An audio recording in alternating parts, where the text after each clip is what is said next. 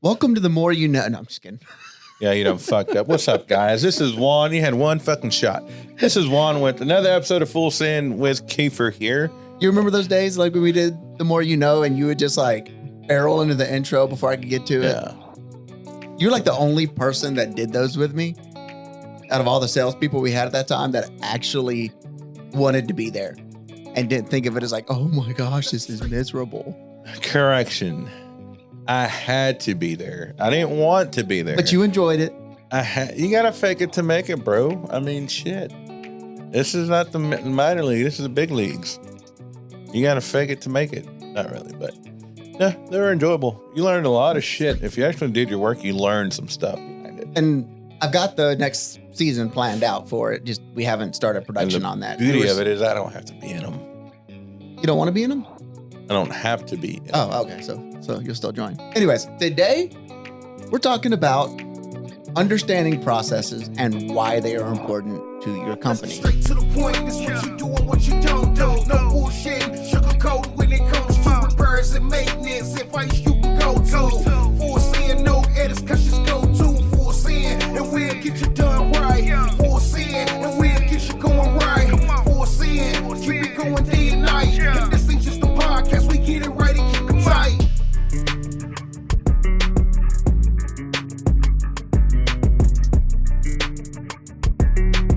Yeah, I actually did a LinkedIn post on this yesterday. I saw that. I read that. But yeah, no, most definitely. And then you also had your core values post too. Yeah. That was a really cool graphic you had. Wonder who did that. I don't know. You should Thanks, hire that Scarlett. guy. Oh. She's over there just like, what's going on? Yeah, she's like, what? So. Wait, no, what just happened? Oh no, we're past that. She's over there talking in the corner, like trying to be part of this. Just over her head. Yeah. Anyway, so what is a process? Like let's start off like we hear the word processes or SOPs or what does that mean? What does that look like? Why why do we need processes and what are they? A series of actions or steps taken in order to achieve a particular end. Okay. Now, for you being vice president of operations. Oh, I thought you were going to say Mexican. I'm like, that's fucking racist, but. I already made my racist joke for the day. Okay. When you were building that wall outside for me or a booth. Hey, I built it and more people came. It's the wall of dreams? No, it's the Trump wall. Oh. But. No, yeah. This episode's going to get flagged. But no, processes. Yes. For me, for any really in any business or industry or whatever you want to call that you're doing, hell, even in a dope game, you have to have a process system. Okay. So, where I was going with you being VP of operations, you have a very, very strict order of procedures that you have to do to get the sales team sells something. Well, if your processes aren't followed, you don't have stock, you don't have inventory. After they sell something, if you and your team don't follow the processes, you don't have things going out. Yeah. So I feel a lot of people want to overcomplicate processes and what that means and how to enact them or start working with them in your business. When all they are the instructions to get your job done. It's the 20-80 rule. 20% to get you 80. 20% documented to get you 80% of the way. Yeah. As some which of the listeners, 100. Yeah. So. Are you sure? Yeah. Okay, you good math good for you. Yeah. So with EOS, we have rocks. And one of the big things with EOS is having your processes documented. And they go by the 20-80 rule. One of my rocks this quarter was for the marketing, e-com, and creative teams is to have our core processes documented. So I actually literally finished this rocky yesterday. So this is actually the perfect episode topic for my mind right now because I just got through documenting. And I went a little overboard with it. In case someone gets hit with that proverbial bus. I've got 80% documented that gets us 80% of the way there. But no, you need, and there's an importance to why you shouldn't do that. Why is that? Because it actually overcomplicates things. Because you want people, you want whoever's reading this book or reading your manual, and in a creative way, get the shit done. If you're gonna sit here and write it the whole step, and this is how I've seen it with my shit. I've seen it to where if I write it off, I can write the whole process for operations here like the back of my hand, but it's not going to get that done that way.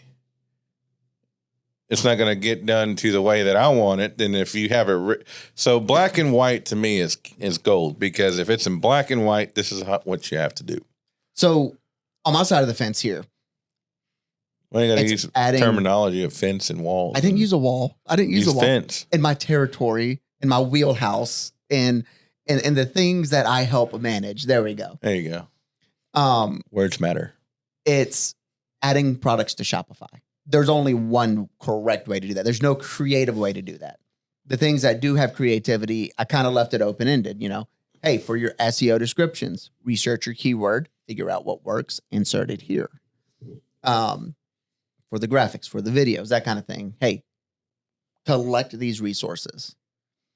But step by step on how to actually add to the marketplaces, how to add to this in case someone gets hit by the bus and needs to jump right in. Okay, cool. We're covered. And so I went a little more, I went a lot deeper than the 20%. That's what she said. I'll take it.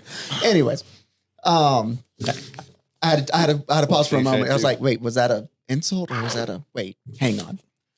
I'm not used to getting those little sly compliments from Juan. But so processes are important. And how do we go about even starting to document our processes to get those written down? Like what's that process look like? A fucking bottle of Jack, some cigarettes, and a lot of documentation. Okay, so let's go a little deeper into that. So, I mean, how do you figure out what processes need to be documented? So you'd have to figure out, so like, you have to break it down. In operations. Get closer to your mic. Rude. I'm sorry. Hey, man, who shows this? Who's running that show? Ours. No. Who's running that show? Oh, Will? Yeah. You didn't tell me to get closer to the mic. See, you done broke your mic. See, the thing with your mic being there, you block your whole face. I don't. Well, you had it a minute ago, yes. See? God. Excuse me, guys. That's why we can't have nice shit. All right, so documenting processes. How do we figure out what needs to be documented? And we're back. We're back from this short break, but no. So with operations, when I was writing down the processes, so I had to break it down into its own, I wouldn't say team, but individual sections. So with operations, you have purchasing, you have receiving, you have fulfillment, you have shipping. So what I did, basically I have three main ones. I have shipping or fulfillment, I have receiving, I have purchasing. And in each one of those, they all have their little sub processes. Little sub processes. And I even broke it down more because I like to be very detailed in when I write it. And I was doing 80 to give me 20.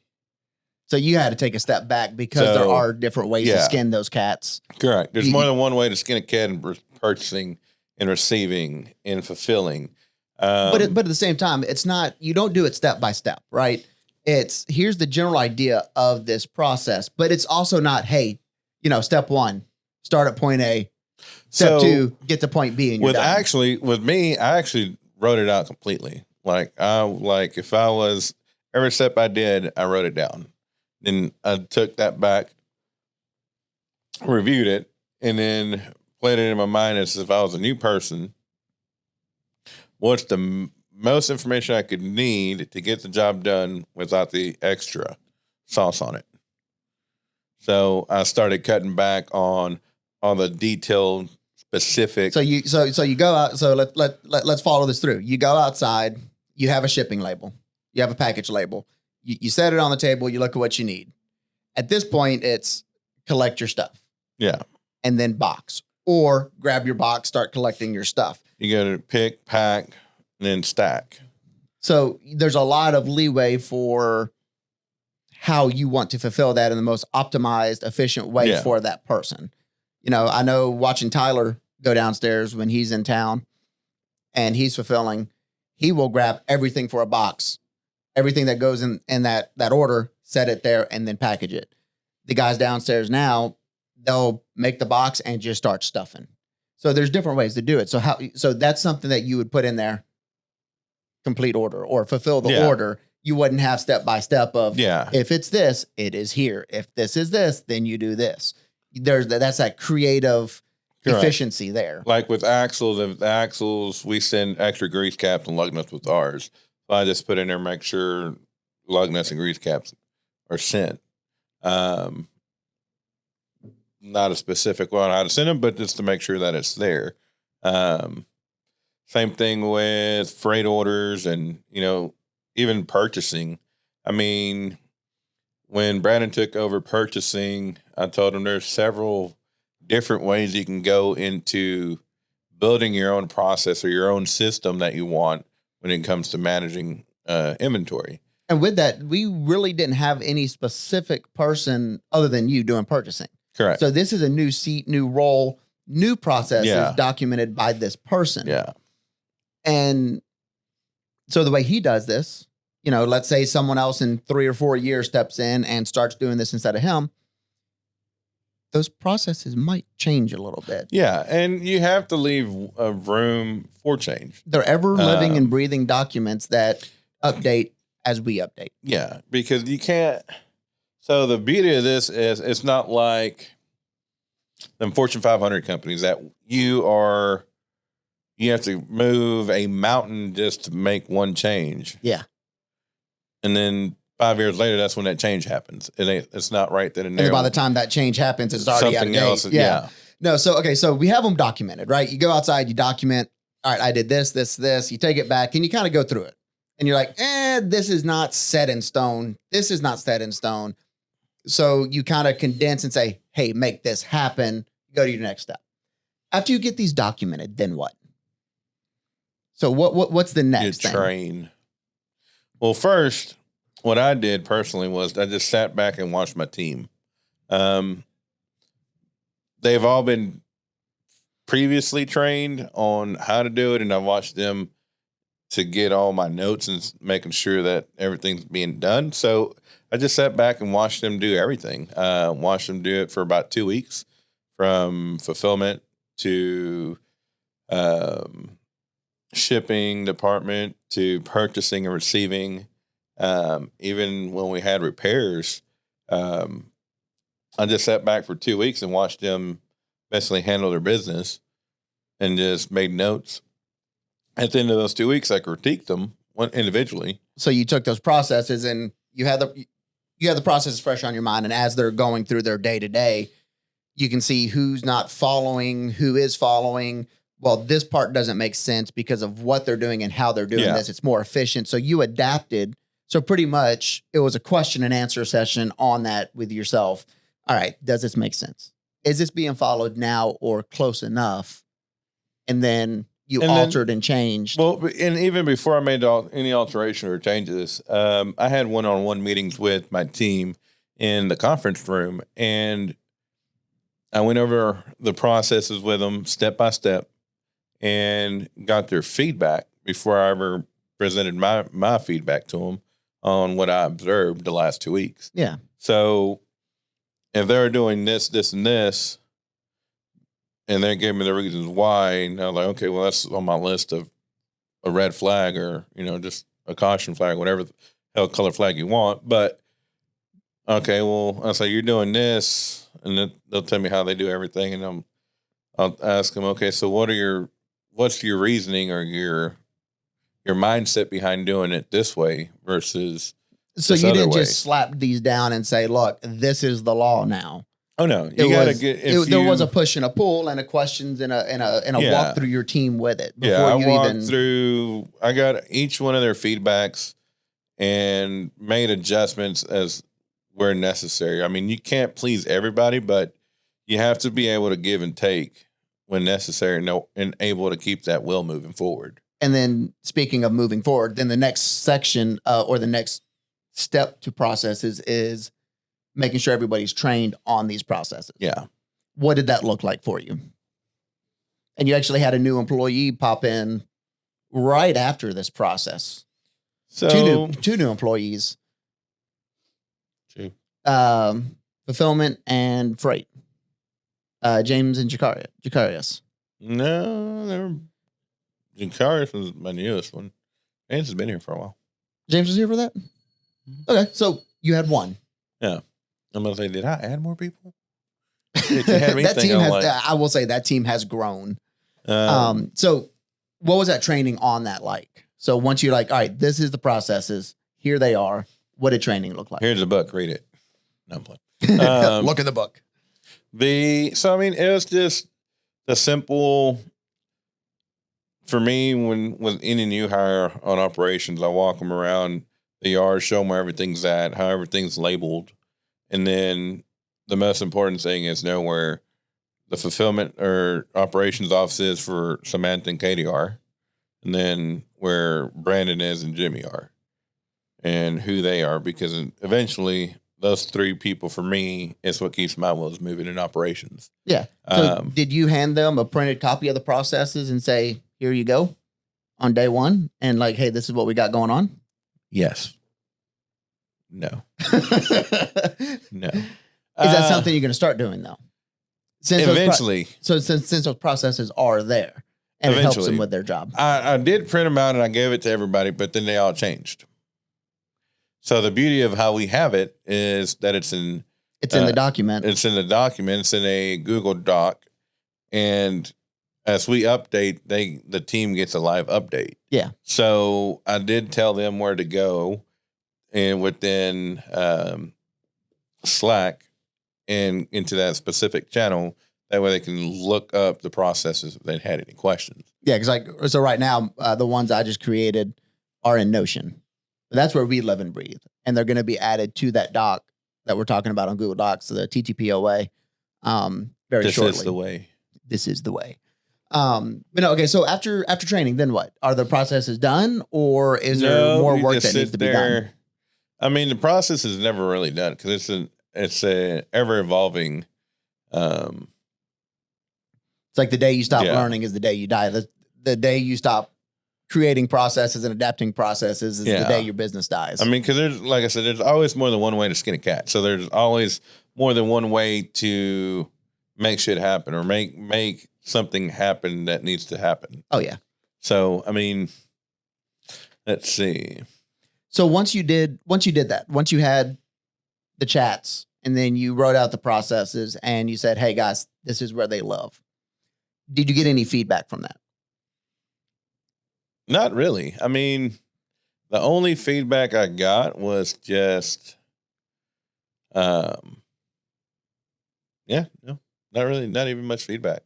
They all knew where the processes were and you had to look them up. And I mean, I've had a few questions from my team as far as, a little bit more clarification. So that's where I just went back in and just kind of reworded it more of a layman's term instead of corporate. Hoity-toity operations manager speech lingo. Yeah, pretty much. Because I could understand it, but there's times I talk to like Lacey or Caitlin, and a lot of times you talking about the creative field here, and some of the terminology we use, and y'all are just like, we're lost. And it's like, I'm sorry, I just went from totally nerd to B. I just went total nerd on people. So if a company is not documenting processes, if everything is tribal knowledge, like the guy that's been here 10 years. Before. Yes, absolutely. Like the guy that's been here 10 years knows everything. Everybody goes to him. What would be your advice on starting to be able to break down the processes and getting them written and getting them documented so everybody can follow the processes. What would be your biggest piece of advice on that? Other than don't freak out, it is a large task. Ask questions. You don't know, because I didn't know. I just threw something together, but ask questions. Don't be afraid to ask for help. There's plenty of, people you look up to or mentors that have done it before, that they can give you pointers on it. But just the most important thing is don't overcomplicate it. It's not a complicated task. It is a very tedious task.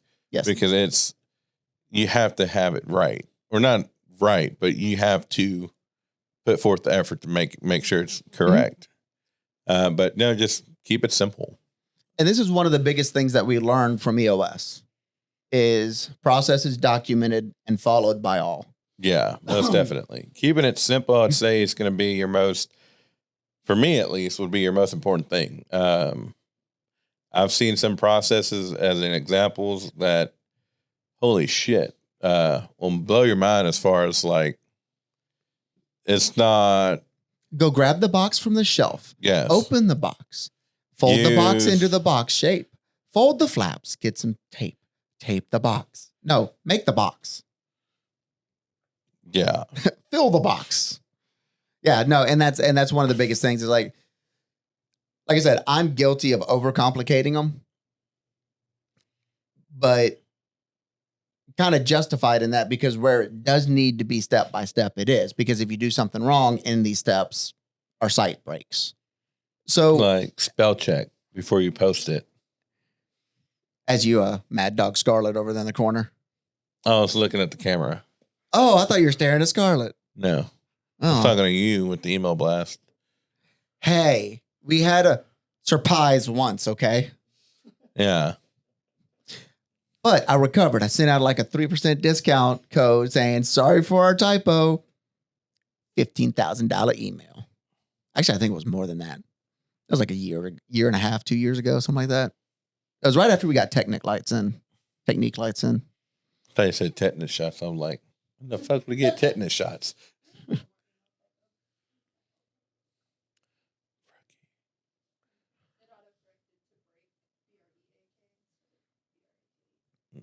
Sure, I'd use that excuse too, but I mean. So, kind of to recap, the documentation of processes is important. Yes, most definitely. Equally important is having everybody follow those processes. So everybody understanding the importance of the process. Yes. And then those processes are never written in stone. They will change. Yeah. They will, you will adapt and you will reprocess your processes. The beauty of it is you don't have to start from scratch. No, you just got to alter. You just got to amend. I guess we'll start putting that V1 point something, V2 point something at the bottom of them as we update. We should, honestly, but and yes. last updated on this date by this person. We should add that to the process of updating the processes. To make sure that the processes are up to process. Yes. And that concludes this rabbit hole. But no, yeah. Shit, I was going to say something, mine went blank. But no, understanding the process is important in any organization, no matter what you do in your business life or career. But it allows individuals to execute and work efficiently and streamline everything and avoid potential bottlenecks and a bunch of issues that might occur. And it safeguards. Yes. It safeguards from lost revenue, damaged products, and, you know, even in this side from us having typos, because we have that second pair of eyes on it. That's part of that process, you know. So within that, they're important. Don't freak out because it is a huge task. Yes. We've been doing EOS for a little over a year. the leadership team, and then brought it, September of last year to the rest of the company? Yeah. Something like that. August, September. And we're just now getting to the point of It takes 7 years for everything to fucking go like it's supposed to. That's a long time. It is. But if you look at where you started and then look 5 years down the road of where you want to be, hopefully you're in a different spot. Yeah. Well, hey guys, check us out on Spotify, on Google Podcasts, Apple Podcasts, wherever you stream your podcast at. We're more than likely there. TTPOmedia.com, or check us out on YouTube and join us for the next one. And then don't forget Women in the Trailer Industry with Lacey and Caitlin. They're actually having they have Andrea and Leanna from NATDA on the next 2 episodes. I think one of my episodes I called Andrea by the wrong name. Andrea is I think what I called her. You did. I'm sorry. I was watching that episode last night. I was like, I totally got her name wrong. But it happens. I mean, I'm sorry. If someone looks at my name and doesn't know how to pronounce it, I usually get Kefir or Kiefer. I mean, talking about typos, Juan or Jaun. No, okay. So if you listen to the early days of the podcast, Jaun. You hear about Jaun that went to NATDA. And FFA. Yeah, like three trade shows last year. It was Jaun instead of Juan. And Jaun. yeah, but to my defense, he didn't catch it either till like 6 months later. Who the hell would think to risk? I sent you a proof. That's where I learned to just double check Kiefer's fucking wording. Fat fingers. They don't tap that well. That or get a bigger keyboard instead of that little bitty one you have. I like my keyboard. Just a thought. So, anyways, we'll see y'all on the next one. I guess. Y'all might see Kiefer, maybe.